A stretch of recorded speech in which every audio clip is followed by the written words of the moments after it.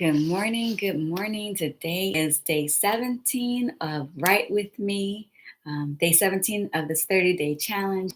And so far, it's been really great. I mean, though, I'm pretty tired from last night. I went to a Sign of the Times. Actually, I had a thing here. Um, Prince IMAX thing. And so, as most people know, I'm a huge Prince fan. So, went there last night. And so I got home or got to bed later than I normally do because I normally get to bed pretty early to get up to do this. So, anyway, where I left off, for those that know, I've been researching for the Peter Crosby Vicksburg massacres story that that I'm writing, um, and so I'm still in researching during the testimonies, and I left off yesterday with Charles Smith, and he was a former deputy there in Vicksburg under the sheriff Charles Furlong. And so I'm in the middle of his testimony, and he said that he was arrested along with many other black men. They had told him that they were either arresting them or they're killing them, and so he was arrested and held for a day and a half without any probable cause. So, all right, so I'm going to get going. And this is again 2 25-minute sprints with a 10-minute break in between. I've been going sometimes just 5 minutes in between, depending on how many people are here and if they have any questions and stuff. So, all right, let's get to it.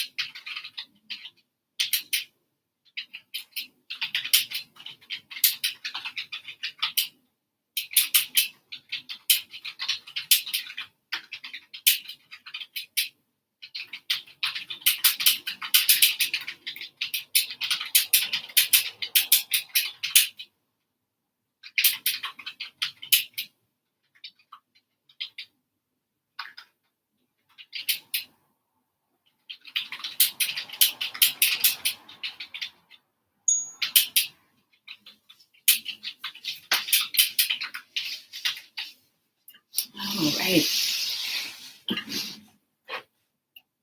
Um, okay, so I'm still in Charles Smith testimony, and he is a very strong figure. Um, he is known to be or a leader in the Black community. This is things I've just learned in this particular while I've been going through this right now. And he said that he suspected things were going to go south or bad. Like initially, when he saw there was a proclamation that was written um, in the Vicksburger newspaper from the Taxpayers League, calling all white citizens. He said, calls all the white citizens from different positions of the county to rally together, that they should stand together and uphold the party. So Spears says, is that your first inclination of there will be trouble? And he said, no, actually, the first inclination when he was arrested and he saw that the only thing that led me to believe that there would be trouble was when Dr. Shannon and Dr. Hunt came down arresting me on the street when they had a lot of colored people driving them up the street like hogs and cattle. So, um, so that's a powerful visual right there. And I'm looking forward to going back to Dr. Hunt and Dr. Shannon because I had read theirs originally, but now seeing the perspective and I believe truth of what really happened because white people were just trying to protect themselves and regarding everything that went down um, and Charles Smith is very forward coming and he there was another thing that was mentioned here that how he was always trying to unify the Black people there and stand up for what was right and or stand up for their rights, basically. And and he's speaking very frankly about everything. Um, when he keep mentioning Dr. Hunt, I remember in Andrew Owen's testimony, he was saying, "Oh, hi! I see there's quite a few people here. Hello, hello. If you have any questions about writing or anything, please put in the chat. And thank you for being here. I'm just going over what I have been researching regarding the Vicksburg massacre for the novel or the novel series that I'm writing about with Peter Crosby. So going to continuing to say." With Charles Smith, he keeps mentioning Dr. Hunt. And with Dr. Hunt, I think back to Andrew Owen's testimony where he seemed to say that Dr. Hunt was an okay guy, but now it really even makes more sense because there was a young man that was with Andrew Owen, a young Black man, who was spouting out all these obscenities toward Dr. Hunt, but Andrew was like, no, keep it cool, young blood, keep it cool. And so I feel like I gotta re-examine Andrew Owens, like in his perspective, especially as I'm developing their characters for these, novel series. Was he someone right now, based on what I'm seeing with the other folks, he's someone that's always trying to keep the peace, that he has speak his mind, but to a certain point, he's trying to placate or be safe, really, amongst the other white people in that community. And I'm sure, just like I mentioned yesterday with the guy that testified yesterday, that, oh, how the person that he did not want to, William Wood, when William Wood testified, that he did not want to speak openly. And we found out because the person that assaulted him, that had put the gun to his head, was actually in the courtroom right then and there. And so he talked about that after they decided to make it a secret session. And so he could speak freely about that. So, but I'm going to get back to it. And then again, if anyone has any questions about writing, about anything that I'm writing about, I um, I'm happy to answer because again, I am a professional writer, been writing in Hollywood for almost 30 years now, producing a lot of television, and writing and optioning feature films. So, all right, here we go.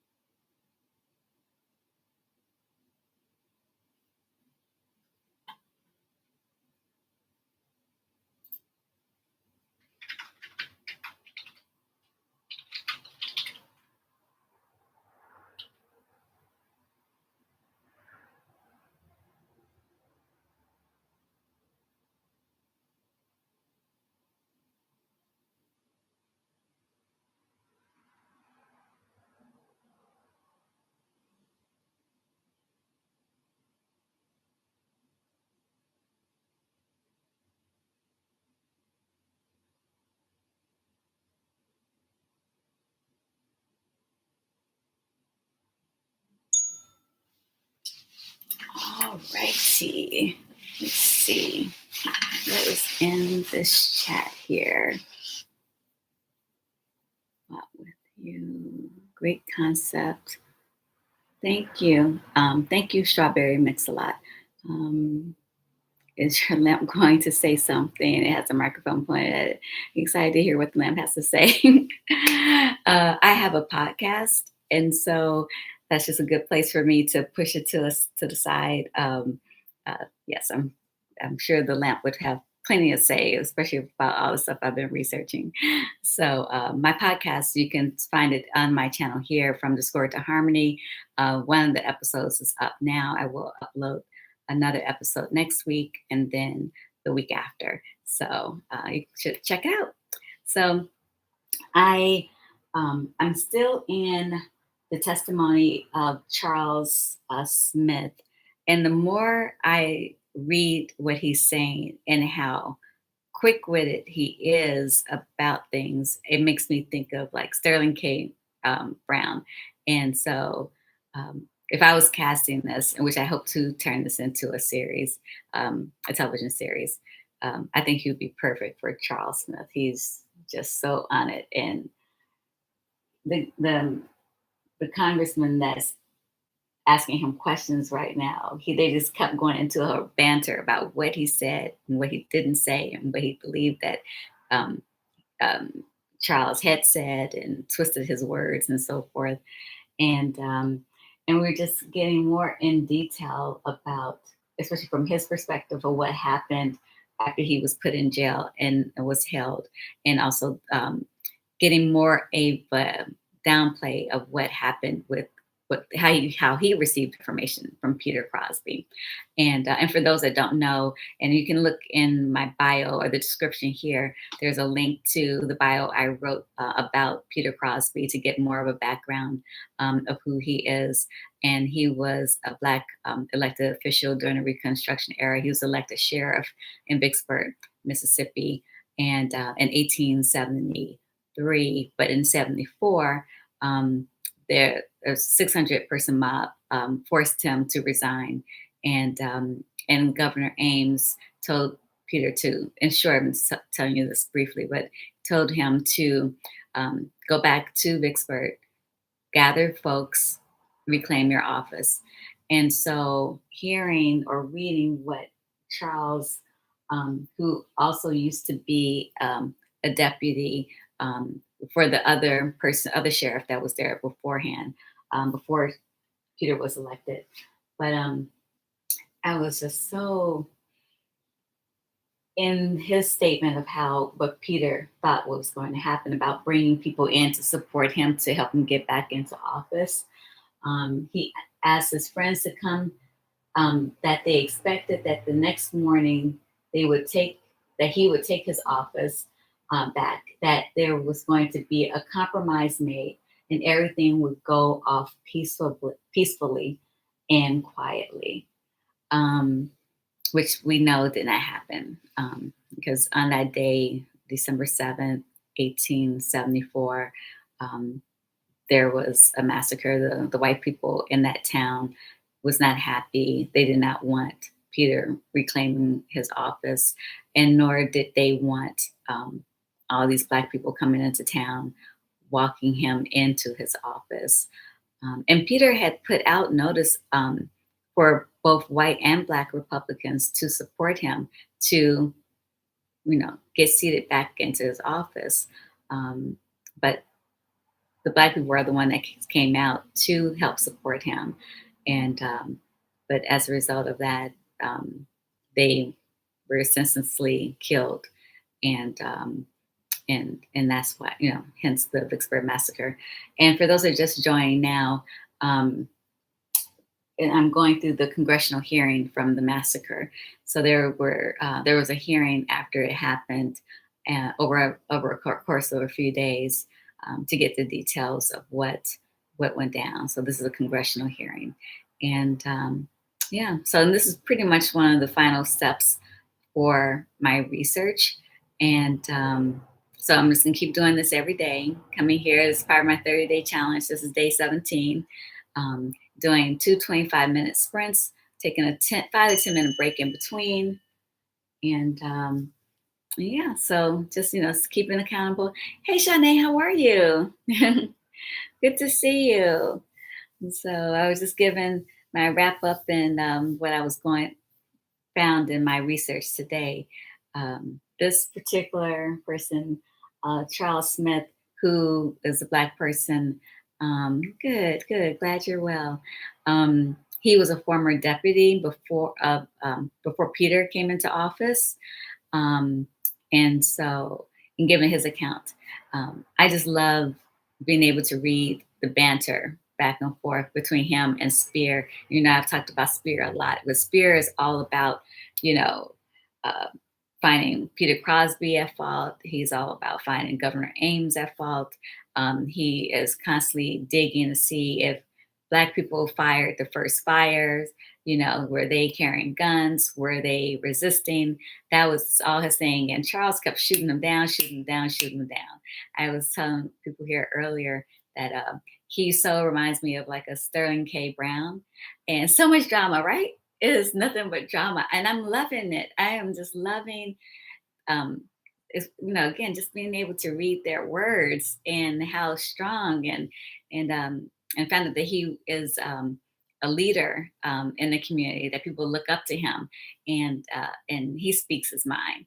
So in hearing him talk, it made me think about Andrew Owen, who I talked about before, went through his testimony, how soft, not soft, but I see now even more so how diplomatic Andrew Owen is. He's playing, both sides of the fence, because he spoke highly and nicely about Dr. Hunt.